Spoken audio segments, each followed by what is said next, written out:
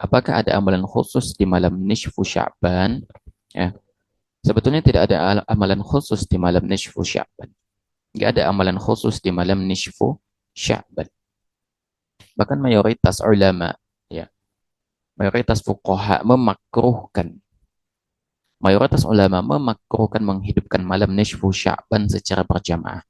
Bahkan ada pendapat yang tegas dari ulama Hanafiyah dan Malikiyah dalam hal ini, bahwasanya mereka beranggapan, mereka menyatakan bahwasanya menghidupkan malam nisfu Sya'ban secara berjamaah itu adalah bid'ah. Itu adalah bid'ah. Ya. Dan para ulama juga melarang hal ini, Atha bin Abi Robah, Ibnu Abi Malikiyah dan yang lainnya. Al-Auza'i juga mengatakan bahwasanya menghidupkan malam nisfu Sya'ban secara berjamaah itu adalah sesuatu yang dimakruhkan. Alasannya karena Nabi alaihi salatu wasallam tidak mencontohkannya. Begitupun dari para sahabat. Enggak ada contoh begitu. Ya.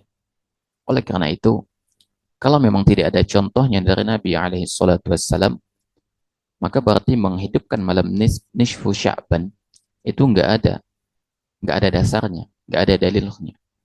Berarti dia termasuk dalam kategori perbuatan bid'ah. Masuk dalam kategori perbuatan perbuatan bid'ah. Ya. Dan ingat satu hal, ya, ketika satu bid'ah itu rutin dilakukan, maka dia akan mencabut satu sunnah. Dia akan mencabut satu sunnah. Ya, satu bid'ah akan mematikan satu sunnah. Kata Hasan bin Atiyah, ma ahdatha qaumun bid'atan fi dinihim illa naza'allahu min sunnatihim mithlaha. Thumma lam yu'idaha ilaihim ila yaumil qiyamah. Tidak satu kaum melakukan suatu perkara bid'ah dalam urusan agama, melainkan Allah akan mencabut satu sunnah yang semisal dari lingkungan mereka.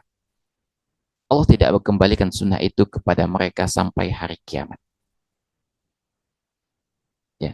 Jadi, kata Hasan bin Atiyah, kalau seseorang itu atau suatu kaum melazimkan satu bid'ah, Allah akan mencabut satu sunnah di tengah-tengah mereka. Sehingga sunnah itu ditinggalkan, dan bid'ah itulah kemudian yang akan menjadi penggantinya. Ya, ketika sekelompok pengajian yang katanya dipimpin oleh seorang ustadz, mereka memperingati Isra Mi'raj atau memperingati Maulid. Ya. Mereka membaca secara kayak apa ya, membaca berzanji begitu. Ketika azan berkumandang, mereka tetap lanjut tuh, nggak berhenti. Ya. Sedangkan dalam ucapan-ucapan mereka, mereka menginginkan syafaat Nabi, semoga kita disyafaati Nabi. Tapi ketika azan dikumandangkan, mereka masih teriak-teriak gitu, baca baca bacaan yang mereka bacakan, sholat-sholat bid'ah yang mereka baca. Padahal yang disyariatkan itu adalah menjawab panggilan azan, menjawab panggilan azan, berangkat ke masjid sholat. Bukan malah masih teriak-teriak baca-baca itu. Itulah mengapa Hasan bin Atiyah mengatakan bid'ah itu akan memberangus sunnah. Bahaya jadi. Bahaya enggak? Bahaya. Oleh karena itu, kita mesti berhati-hati. Termasuk dengan amalan nisfu Sya'ban ini. Ana berkeyakinan bahwasanya sebenarnya, dan ini berdasar loh. Kata Al-Auza'i, ini enggak ada contohnya dari Nabi SAW dan para sahabat menghidupkan malam nisfu Sya'ban secara berjamaah. Ada solat khusus, ada apa namanya, baca Yasin kemudian sekian kali. Ini tidak pernah dicontohkan oleh Nabi dan para sahabat generasi terbaik umat ini. Tidak pernah.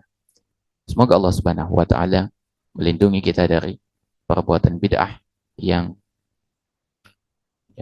lazim dilakukan oleh kaum muslimin. Semoga Allah Subhanahu wa taala senantiasa menjaga kita dan meneguhkan hati kita di atas sunnah Nabi alaihi salatu wassalam.